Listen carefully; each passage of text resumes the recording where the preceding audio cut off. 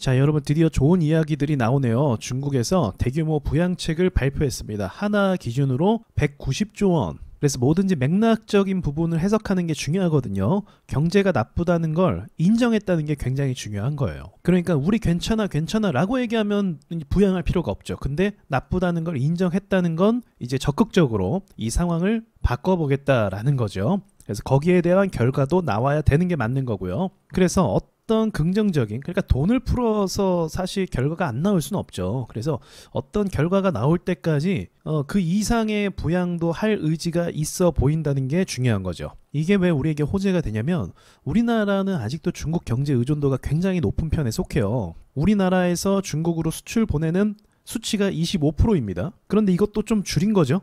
중국이 미국한테 두들겨 맞고 있으니까 미국의 의존도를 높이고 중국 의존도를 좀 낮춘 건데도 불구하고 이 정도인 거예요. 근데 웃긴 건 미국도 중국 경제 의존도가 진짜 높아요. 미국 채권을 가장 많이 사주는 나라가 중국이잖아요. 그러니까 사실 무역 경쟁이나 뭐 전쟁이나 이렇게 말하는 거 한편으로는 쇼일 가능성도 꽤 높습니다. 그러니까 미국이 중국을 뭐 때려잡겠다. 근데 때려잡으면 본인들도 망하는 거 알고 있거든요. 때려잡는다라기보다 사실 정확한 표현은 중국이란 나라를 망하게 하는 게 아니라 계속적으로 가난하게 만들고 가난하게 만들면서 본인들이 이득을 챙기겠다는 거죠. 망하면 안 되죠. 계속 돈 벌어줄 부하들이 필요한 거잖아요. 그게 딱 맞는 표현인 것 같아요. 아무튼 이런 의지 표명 이유 그리고 돈을 풀었던 효과로 인해서 증시가 긍정적으로 반영을 했습니다. 자, 그래서 중국 증시를 보시면 정말 10년이라는 시간 동안 박스권 안에 갇혀 있었습니다. 이제 중국 경제 성장률이나 이런 부분이 좀 부진해지기 시작하면서 이제 중국에 대한 투자가 좀 줄어들기 시작했고 더군다나 미국이 때리기 시작하니까 이때였거든요. 이때 트럼프가 중국을 엄청나게 경제 제재를 했죠. 그래서 저때 이후로 중국 증시가 힘을 못 쓰는 게 맞습니다. 팬데믹 때 올랐던 게 고작 이 정도예요. 다른 나라 증시는 엄청나게 올랐잖아요. 그러니까 우리나라 증시가 더 나았어요, 얘네보단. 그런데 최근의 움직임 보시면 부양책을 발표하고 나서 갑자기 급상승을 합니다. 거의 10% 이상을 급상승하기 시작한 거죠. 더불어서 미국의 주요 언론 매체도 이제 중국 증시 때문에 미국 증시가 올랐다라는 이야기를 보도할 정도예요. 그러니까 이제 투자하는 입장에서는 중국 경제의 성장이 미국 증시에 긍정적인 역할을 한다는 걸 안다는 거죠. 전 세계 증시 흐름 중에 중국 증시랑 홍콩 증시가 거의 꼴찌 수준이고 그 꼴찌에서 우리나라가 또 얹혀 있는 상황이거든요. 그런데 이제 이런 부양책을 통해서 중국 경제가 좀 나아진다고 하면 우리나라 증시가 못 올랐던 이유도 뭐 가계부채 문제도 있겠지만 중국의 영향도 사실은 굉장히 컸어요. 왜냐면 아까 말씀드렸던 것처럼 중국 경제 의존도가 높았고 실제로 우리나라 기업들이 중국을 통해서 돈을 많이 벌었는데 반도체나 배터리 이런 쪽을 빼고는 제외하고는 중국 경제를 통해서 수익을 얻던 회사들이 수익이 굉장히 저조해진 상황이 만들어졌던 거죠.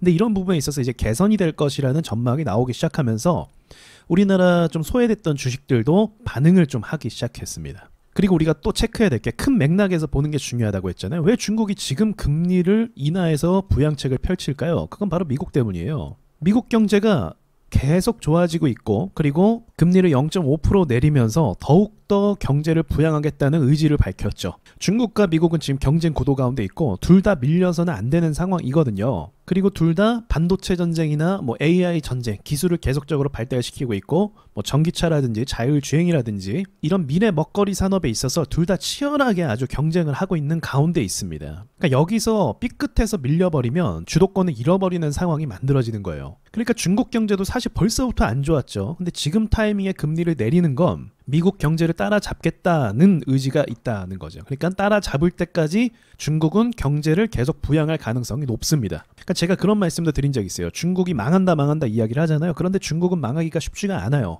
중국 경제가 정말 어려워진다 이건 가능한데 중국이 망한다는 건 쉽지가 않다는 거죠. 왜냐면 좀 자세한 이야기가 될 수도 있겠지만 중국이 알고 있어요. 본인들이 좀 크면 미국이 자신들을 때려서 자신들의 것을 빼앗을 것을 알고 있어요. 과거에 일본이 그렇게 됐었고 우리나라 역시도 IMF 이후로 미국에게 많은 것을 주도권을 뺏겼습니다. 그러니까 중국도 알고 있는 거예요. 사실은 여기서 무너지면 미국에게 다 뺏겨버린다. 그래서 미리 포섭한 게 뭐예요? 에너지죠. 그래서 사우디와 이란과 석유를 공급받는 이제 중국 위안화 돈으로 공급받는 것을 또 체결하기도 했고 그리고 자원, 천연 자원도 전 세계적으로 광산들을 다 확보하기 시작했고 그리고 미국은 적대적이지만 유럽이나 러시아 같은 경우 이쪽 기술을 또 공유하는 부분도 있거든요.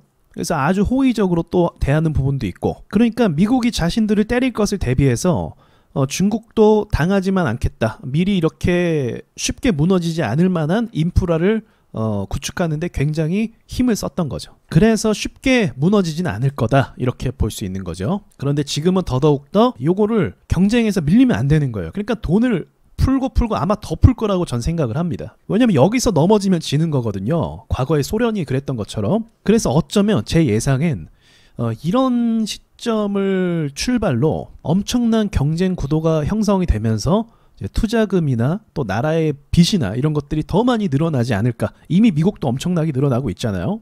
그런 걸 생각해 봅니다. 그러면 당연히 그런 돈들이 낙수 효과로 인해서 한국 증시에 떨어질 가능성이 높겠죠. 우리나라 증시도 마침 크게 오르지 않고 사실은 바닥권에 있다고 볼 수 있거든요. 기업들은 성장했는데 주식 가격은 그렇게 오르지 못한 게 우리나라 지금 상황이잖아요. 근데 말씀드렸듯이 바이오 종목들도 굉장히 돈을 많이 벌고 있고 또 배터리 회사도 돈을 많이 벌고 있고 반도체 회사들도 돈을 많이 벌고 있고 다만 환율이 문제예요. 근데 환율은 어차피 미국 금리 내리면 안정이 어느 정도 될 겁니다. 지금도 높은 가격인데 1200원 후반까지는 내려올 거라고 보고 있어요. 그렇게 되면 나라의 어떤 경제적인 힘도 좀 늘어날 수가 있겠죠. 그래서 저는 일단은 이런 것들이 굉장히 긍정적으로 보고 있거든요. 그러니까 이런 대세적인 흐름이 있을 때 그전까지는 좋은 일이 사실 없었잖아요. 그렇죠. 그래서 뭐 비관적이기도 하고 불만도 많았고 국내 시장에 대한 이 비판도 심했고 또 얼마 전에 뭐 떨어지면 인버스를 투자해라 이런 말 같지도 않은 소리 하는 상황이었는데 이제는 저는 좀 긍정적으로 볼 필요가 있지 않을까 생각을 합니다. 자, 저의 투자 견해니까 참고하시고 좋은 결과가 모두 다 같이 있었으면 좋겠어요. 마칠게요.